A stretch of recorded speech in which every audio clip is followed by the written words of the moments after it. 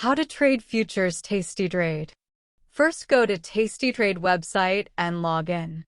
On homepage, start by clicking the active symbol at the top of the platform, then enter the futures root symbol.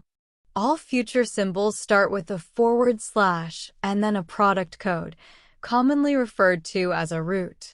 To trade a back month contract, you must enter the month and year code with the root symbol. When the quote loads, locate the bid or ask price. To create a short futures order, click on the bid price. To create a long futures order, click on the ask price.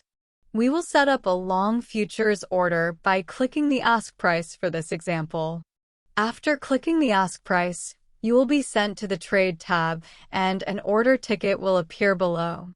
On the order ticket, you can adjust the quantity and price by using the arrows, or by double-clicking on the price or quantity to manually enter an amount. After entering your order price and quantity, click the Review and Send button. Here, you can review your order to see which account the order will route through. If you want to make any changes to your order, click Edit Order and you will return to the order ticket. Or, if you're having second thoughts, click Clear Order. When you're ready to send the order, click Send Order.